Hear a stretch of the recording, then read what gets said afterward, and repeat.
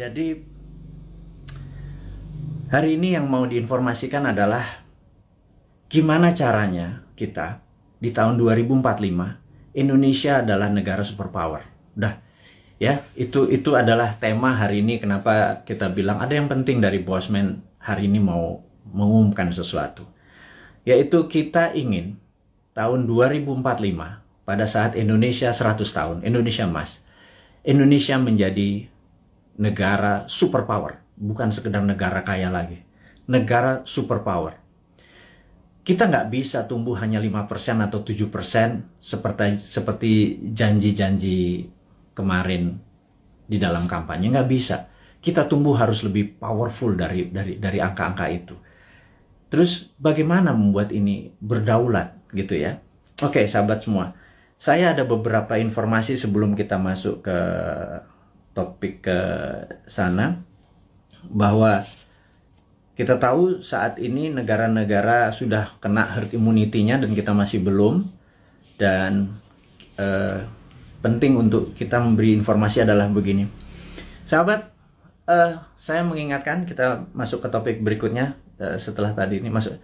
Jadi beberapa kali kita kalau naikin informasi di IG, toto bisa hilang gitu ya. Kemudian di sosmed yang lain seperti YouTube, channel kita sering di warning, sering diperingati dan hilang. Di Facebook, jadi kita udah berapa kali hilang, terus 7 kali kita diperingati Facebook, IG, Twitter kita hilang, terus YouTube kita pernah hilang gitu ya. Dan ternyata saya baru memahami setelah algoritma teman-teman melihat dan dilaporkan, ternyata cara menghilangkannya gampang. Begitu mereka tidak ingin video atau tulisan segala macam itu, sekelompok buzzer adalah menginformasikan, melaporkan bahwa ada unsur porno, ada unsur dan lain sebagainya, sehingga pemilik sosial media yang tidak bisa berbahasa Indonesia itu pokoknya dapat laporan, terus mereka kasih peringatan kita gitu ya. Agaknya ide-ide kita ini sudah mulai menakutkan baik globalis di internasional ataupun pemikiran bernegara. Padahal kita tidak berniat untuk revolusi, berkudeta. Kita ingin negara kita utuh dan kita ingin negara kita menjadi negara berdaulat di 2045. Kita tidak tergantung pada negara asing gitu ya. Yang kita tanyakan misalnya pada saat kita taat, tapi TKA asing masuk. Anda datang deh jam 12 malam, jam 2 malam ke Soekarno-Hatta pakai masker ya, sama disinfektan. Anda bisa lihat ada 300 orang, 500 orang, terus mereka nggak ada karantina. Pertanyaan sederhana, kenapa nggak dikarantina sih? Gitu aja. Segitu kuatnya pendukung mereka-mereka ini, yang saya nggak tahu pejabatnya mungkin sakti sekali gitu ya. Sehingga waktu kita peringati, kenapa mereka bisa masuk? Kenapa kita taat, terus mereka asing bisa masuk, terus mereka bisa ikut bersama-sama komersial flight dengan warga negara Indonesia lainnya. Mereka tidak bisa berbahasa Indonesia. Dan jawabannya adalah jangan macam-macam, suruh diam kau gitu ya, karena nanti kalau negara itu tidak mau invest di Indonesia, Indonesia bisa rugi. Itu kalimat yang benar-benar menurut saya, lo gila ya, jangan gitulah. Emang satu-satunya negara ngomong itu memang Tiongkok apa?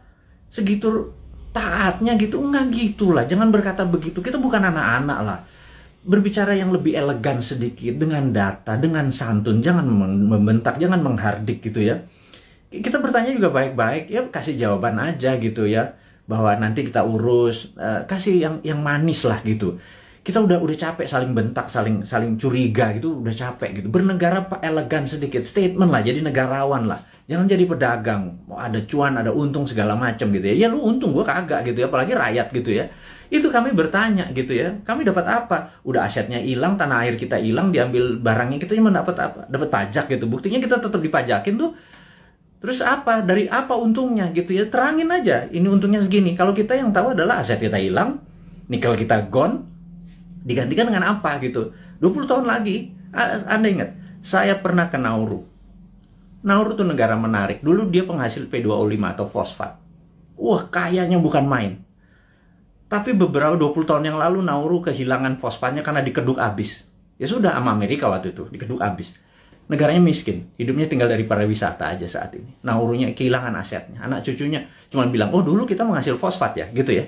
Jangan sampai anak cucu kita bilang, Eyang, dulu Indonesia menghasil nikel ya? Nikelnya di mana ya? Tahu. Kita dapat apa waktu nikel itu dijual? Nggak dapat apa-apa. Kita dapat virus, gitu ya. Hal itu kan susah kalau kita dijawab sama cucu cicit kita bertanya hal-hal seperti begitu gitu. Jadi kita tanya balik, kalau memang hanya didapat nikel itu kalau bisa atau produk-produk alam itu sumber daya alam. Kalau kita percaya MMT, Modern Monetary Theory, maka sumber daya alam itu bukan sebagai alat komoditi atau alat dagang, tetapi sebagai alat tawar. Jadi keuntungannya itu bukan hanya dari jualan, tetapi ada benefit lagi. Jadi di atas financial benefit, sekali lagi, di atas Anda para pejabat sekarang tuh apa-apa kan financial benefit. Kita dapat untung, dapat untung. Selalu untung dan cuan gitu ya. Cara bernegara segitu kesannya kayak anak TK gitu ya. Karena kalau cara bernegara di atas keuntungan materi, itu ada namanya humanitarian benefit. Keuntungan atas nama kemanusiaan. Terus ada namanya nasionalis, keuntungan untuk negara gitu ya. Bukan hanya keuntungan sekedar dari pajak, dari dagang, dari selisih jual beli gitu ya. Tapi humanitarian, atas kemanusiaannya. Anak cucu kita masih benefit gitu ya. Nah, kalau kita pakai SWF, Sovereign Wealth Fund, itu asetnya masih di situ. Nikel kita masih di situ. Nah, kita mendapatkan funding dari situ untuk membangun sektor yang lain. Jadi, dana yang masuk itu untuk membangun apa? Kok kita masih ngutang? Saya bingung sekali. BUMN rugi, kita masih ngutang, aset kita hilang. Kami hanya bertanya loh ya, ini bukan ngomong terus yang dihardik lagi gitu ya. Ini hanya bertanya. Kami ini gelisah, Pak. Kami ini ingin menjadi negara berdaulat dan kami ingin terbukalah. Karena itu, karena kalian tidak berbicara selama PPKM ini, ya sudahlah. Kami aja lah yang muda-muda ini, yang punya ide new mind ini yang berbicara. Terus oposisi juga nggak bicara juga. Kalaupun mereka bicara juga nggak ada solusinya. Beda kalau new mind itu selain berbicara, mengkritik, ada solusi-solusinya. Itulah membuktikan bahwa kita ini NKRI garis lucu, bukan garis lurus lagi gitu. Di atas lurus itu lucu gitu ya. Karena semuanya jadi seru, jadi lucu, jadi fun gitu. Baik. Jadi mengingat video-video kita, informasi-informasi kita tuh sering ada caranya untuk tidak bisa beredar gitu ya. Jadi toto di atas 21 tahun sehingga untuk video ini ditonton harus masukin password, harus masukin identitas yang lain sehingga tidak beredar kenceng. Jadi gini deh, sahabat semua, saya dengan ini menyatakan Anda boleh upload seluruh video Bosman. Masuk ke video Anda, masuk ke YouTube channel Anda, masuk ke sosial media Anda. Kalau Anda dapat AdSense, dapat uang dari iklan yang masuk, ambillah semua itu untuk Anda. Saya tahu ada sekarang ini udah puluhan saat ini yang menggunakan video-video Bosman masuk ke video mereka. Nggak masalah. Jadi bukannya kita bilang, lu pakai nama gue, pakai produk gue. Nggak ada. Karena di sini bukan uang yang kita harapkan dari kepentingan-kepentingan video-video tadi. Video tadi adalah untuk kesadaran bernegara. Jadi saat ini video Bosman hanya ditonton 1 juta viewer per hari. Dengan Anda, sahabat semua, ada 9.000 saat ini. Kalau Anda share atau upload satu aja, apalagi semuanya ya, ada 600, sudah hampir 600 itu. Dan Anda dapat financial benefit. Saya tahu, banyak sekali ada yang pernah lapor ke saya, terima kasih Pak, saya dapat 17 juta komisi fee dari AdSense YouTube bulan ini, dari video-video Bapak. Saya bilang, ambil lah, saya bilang kayak gitu. Itu Anda semua bisa benefit dari itu semua. Tapi poinnya adalah jika suatu hari YouTube channelnya Bosman dan itu Bosman di drop atau di block atau di take down atau diapain lah, terserah. Misi-misi kita tetap tercapai. Sekali lagi, ini bukan masalah uang. Ini adalah masalah bagaimana mengedukasi supaya tahun 2024, pada saat Old Mind ini sudah di masa ujung pemerintahannya, kita bisa, ide kita diterima. Bosman bukan mau jadi presiden, gue mau jadi lord.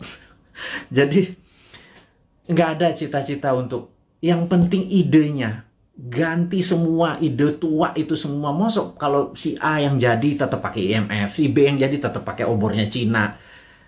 Coba aja lihat sekarang yang di etalase di 2024. Semuanya pasti begitu jadi. Tanya deh, begitu jadi pasti pakai itu lagi.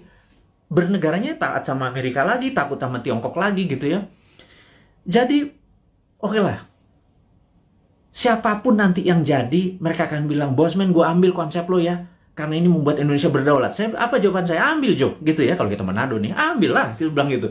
Nggak masalah, karena ide kita, yang penting ide kita diterima. Nomor satu kan MMT, Modern Monetary Theory, itu adalah printing money.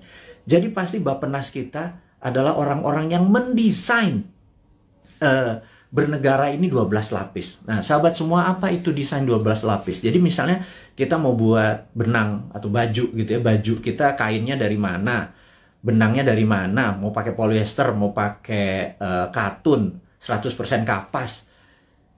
Terus kancingnya dari mana, mau pakai resleting dari mana, ada yang pakai batok, ada yang pakai plastik, ada yang segala macam. Itu kita bukan sekedar ini, dan itu semua kita biayai. 12 level itu kita biayai, nanti distribusinya kemana, pakai jalanan apa, mobilnya apa, semua akan kita gunakan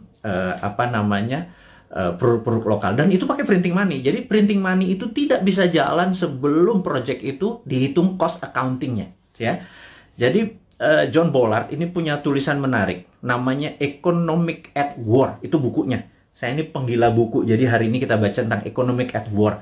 Jadi di tahun 45, pada saat sebelum perang, di tahun 36 sampai 39, pada saat Amerika dan sekutu Amerika, terutama Amerika dulu belum powerful sekali, jadi negara-negara Eropa itu minta Amerika masuk. Terus apa yang dilakukan adalah mereka minta John Maynard Keynes, ada banyak sekali ilmuwan-ilmuwan, tokoh-tokoh ekonom di masa itu disuruh menghitung cost accounting.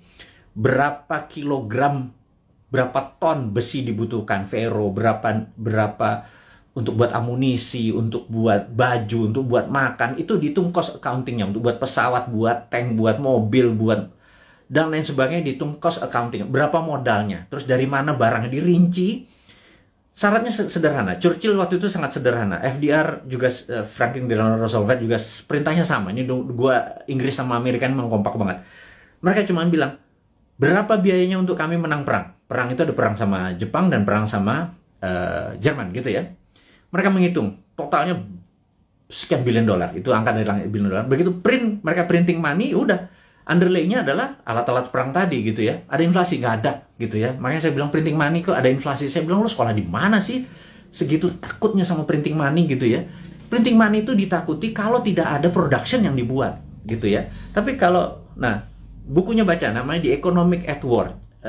Jadi The Economist at War. Jadi orang-orang memenangkan perang tuh ekonom yang memenangkannya gitu ya. Nah, jadi sama, kita nanti akan sama juga. Kita akan membuat, menghitung cost accountingnya, kemudian kita akan printing money, dan UKM kita langsung jalan, ini jalan. Karena kita mau tahun 2024 itu kita menjadi negara berdaulat gitu ya. 2045 kita akan menjadi, dan mulainya dari 2024, karena sekarang kayaknya udah nggak kasihan sekarang ngurusin COVID, terus ngurusin apa, Tiongkok ya udahlah, itu mereka terlalu repot dengan urusan gitu. Nggak mungkin lah bisa menjadi negara berdaulat. Kita cuma ngingetin sekali lagi. Jadi kita harapkan konsep kita ini diterima oleh siapapun yang nanti mau running 2024, konsep kita ini. Jadi kalau Anda, bayangin, ber-9.000 kita, upload masuk. Anda buat, kalau nggak punya YouTube channel, Anda buat YouTube channel. YouTube channel Anda sendiri, Anda tinggal ambil tulis kita, terus kasih judul-judul yang jangan terlalu negatif atau terlalu clickbait gitu ya. Kasih yang educate, kasih yang fun, kasih yang lucu, dan lain sebagainya. Sehingga ribuan atau jutaan orang. Saat ini ada 180.000 orang yang ada di internet. Ada 180 juta. Jadi saya harapkan teman-teman bisa memanfaatkan. Kalau Anda dapat 1 juta per hari, Anda bisa hampir 100 juta itu dari AdSense-nya dari YouTube gitu ya. Pakai aja video-video kita ini untuk di-re-upload, di-reshare, dan pakai akun-akun Anda sendiri. Perbanyak itu semua informasi-informasi itu.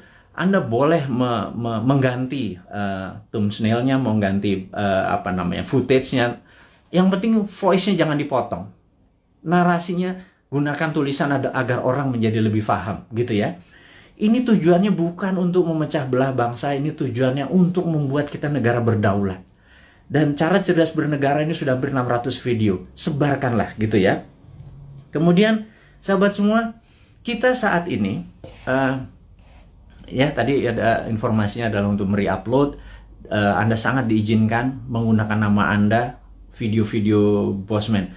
Saya harapkan ada 9.000 sahabat ini punya 9.000 akun yang masing-masing taruh semua videonya Bosman, dan Anda dapat faedah yang sama. Sekali lagi, kita baru mencapai mungkin 1% dari populasi. Bayangin dari 100 80 juta orang yang punya akun di sosial media atau internet, menggunakan internet ini, baru 1 juta yang kita capai. Masih kecil sekali. Gimana cara 100 juta bisa menonton video ini? Dan kalau 100 juta bisa menonton video ini melalui Anda punya channel, ya Anda yang dapat duitnya loh. Bicara itu aja dulu. Di masa pandemi seperti begini, susah bergerak, ya udahlah. YouTube channelnya Anda aktifkan gitu ya. Mudah-mudahan jadi faedah ini bersama. Dan saya mengingatkan bahwa saat ini kita tahu bahwa kita berperang, dunia saat ini berperang. Contohnya lagi. Bisa dibayangkan bahwa di dunia yang perang dunia pertama, yaitu tahun 1914 sampai 1918, 4 tahun. Itu perang dunia 1. Kemudian perang dunia kedua 40 sampai 45, 5 tahun. Dan kita tahu 2016 waktu Trump menyatakan menjadi presiden, 2017 Trump declare war ke Tiongkok. Tapi bukan world war, bukan perang dunia, tetapi adalah economic warfare dengan salah satu strateginya menggunakan trade war, perang dagang.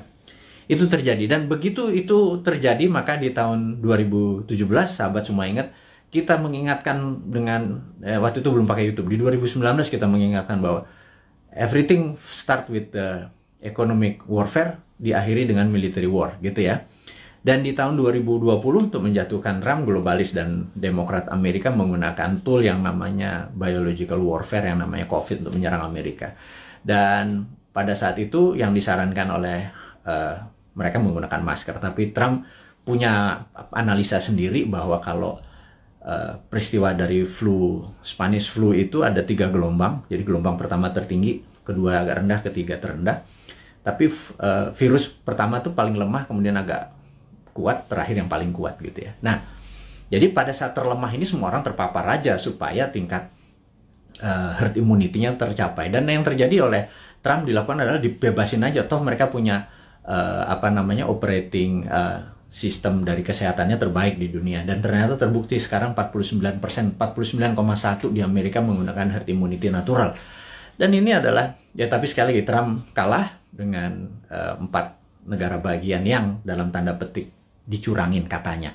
Tapi itu negara Amerika, bukan negara kita. Tapi dia adalah salah satu polisi dunia yang berkepanjangan. Ternyata Biden ini mengambil konsepnya Trump untuk masih berperang juga dengan Tiongkok. Jadi, dan itu adalah perang dunia negara. Kita nggak ikut-ikutan. Tetapi kita di dunia ini perang dengan makhluk yang tidak kelihatan, yang namanya virus corona atau COVID gitu ya.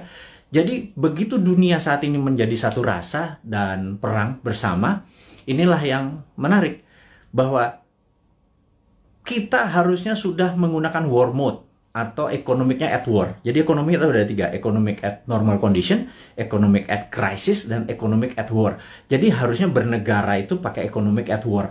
Sayangnya sekali lagi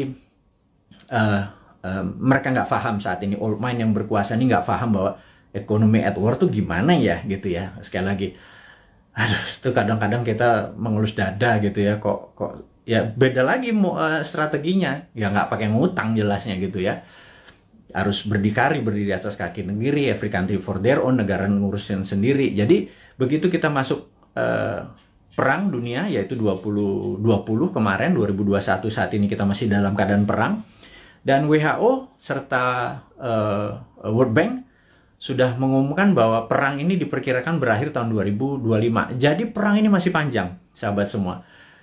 Perang ini kan perang besar itu kan ada battle perang, pertempuran kecil gitu ya. Ini masih banyak di Jawa sekarang, di Bali itu masih ada pertempuran kecil. Dan kita harus memenangkan pertempuran itu untuk memenangkan peperangan. Jadi bayangin kalau kita baru selesai tahun 2025. Jadi baru sebagian yang tahun 2022 lepas sebagian, 2023 lepas sebagian, dan lain sebagainya. Nah, kalau melihat kayak gini, mood-nya atau apa ya, cara bernegara saat ini tidak juga memahami ini World War III, perang dunia ketiga. Karena perang benar, semua negara perang kok masih nggak declare juga sebagai perang dunia. Ini akan berbahaya bernegaranya. Jadi ya udah, kita sebagai kaum Sontoloyo mengingatkan kaum New Mind ini, Presiden Republik Sontoloyo mengingatkan kaum New Mind, sahabat semua, ini adalah war mode gitu ya. Sahabat semua, ini adalah World War III. Sahabat semua, kita harus kompak. Sahabat semua, kita harus membangun kekuatan bersama gitu ya. Sahabat semua, kita nggak usah bergantung pada negara lain. Kita bergantung pada kekuatan tanah air sendiri. Nah, gimana cara bergantung pada tanah air sendiri nih? Nah, ini informasi berikutnya mau diumumkan. Jadi sahabat semua, kalau Anda punya UKM, sekali lagi, Anda punya UKM, Anda perlu dana. Saat ini di Santara ada sekitar 2 triliun dana dengan 280 ribu investor receh.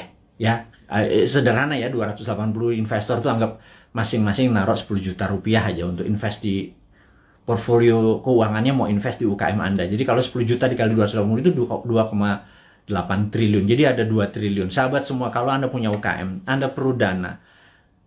Anda lihat di IG, di wall IG, maka di situ udah ada informasi. Kirimkan Anda punya, ada 7 persyaratan, Anda perlu uang berapa, apa yang Anda butuhkan, bisnis Anda seperti apa, dan lain sebagainya. Dan kita akan review di 280 ribu. Dan bagi Anda yang saat ini bingung mau ngapain, bisnis baru kan susah. Tapi kalau Anda punya uang, Anda join sebagai investor untuk membantu UKM. Jadi Santara adalah penghulu untuk menghubungkan si cowoknya adalah si investor, si ceweknya adalah si UKM. Dan saat ini Santara adalah perusahaan terbesar dan nomor 1 leading di perusahaan urun dana ECF, Equity Crowdfunding, dan ini adalah kontribusi dan itu adalah kontribusi dari komunitas kita New Mind ini untuk membangun ekonomi Indonesia. Itu base-nya MMT. MMT kita kan pro pada UKM, pro pada bottom of pyramid. Jadi bukan yang piramid di atas, kita pro pada bottom of pyramid. Ini membuktikan bahwa kita bukan cuma konsep doang. Beginilah cara kita bergandengan tangan. Jadi tadi ya, nomor 1 kita re-upload, kemudian re-share apa yang kita punya informasi. Kedua adalah yuk gandengan tangan untuk membangun UKM. Karena UKM ini yang kuat terhadap masalah krisis ekonomi. Inilah yang membuat Indonesia nanti take off di 2045 adalah kekuatan UKM yang 40-50 juta itu. Tapi UKM itu mungkin kita bagi 3, ada kecil, mikro, kecil, dan menengah. Saat ini mungkin kita yang menengah dulu ya, ngapunten. Jadi kita belum bisa menolong yang mikro gitu ya, yang juga yang kecil gitu. Kita yang menengah dulu. Pelan-pelan. Tangan cuma 2. Organisasi kita masih muda gitu ya, baru 3 tahun. Tapi sahabat semualah yang bisa membuat kita bisa menolong menengah, kecil, dan nanti yang ke mikronya gitu ya. Makanya yuk gandengan tangan, kita invest di UKM. Nah, kemudian ada lagi yang kami mau umumkan, sekali lagi. Teman-teman, bagi mereka yang saat ini ada kondisinya kita tahu nggak stabil ke depannya, tidak ada yang terbaik daripada uang Anda ditaruh di gold atau di emas gitu ya. Jadi daripada, dan emas itu kalau pakai fisik kan bisa bermasalah. Sebentar lagi Dinaran akan menerbitkan ATM gold. Jadi Anda bisa buka rekening, beli emasnya, Anda bisa ambil kapan saja karena ATM gold ini kita akan ada di kantor kita, kemudian akan ada di semua mall di Jakarta dulu, dan habis itu nanti ada di semua lokasi. Kita ingin lakukan itu segera. Jadi ini semua adalah untuk bakti kita, gimana caranya kita bergandengan tangan ke depan untuk menjadi negara yang powerful. Sahabat semua, sekali lagi saya mau mereview apa yang kita dapat hari ini adalah negara dalam keadaan perang, dunia dalam keadaan perang. Saya sarankan Anda untuk melakukan hal yang sangat penting yang namanya survival mode. Anda harus survive, Anda harus sehat, Anda harus semangat, Anda terus bersatu, Anda terus berjuang mengalahkan masalah ekonomi, masalah kesehatan. Kita bergandengan tangan, kurangi gerak. Jadi pada saat Anda ada masalah dengan keuangan, yuk kita bergandengan tangan dengan Santara. Yuk nabung di Dinaran. Dan jangan banyak gerak dulu. Sabar. Jadi kita momen ini adalah segalanya. Jadi survival mode. Jadi saat ini ikuti aturan pemerintah untuk PPKM, stay healthy. Teman-teman semua, di akhir informasi hari ini kita ucapkan sehat selalu, semangat selalu, bersatu selalu. Gunakan seluruh kekuatan Anda untuk membangun Indonesia, terus berprasangka baik, terus kompak, dan percayalah Indonesia akan menjadi negara berdaulat, di tahun 2024 mulainya, dan di 2045 Indonesia akan menjadi negara superpower.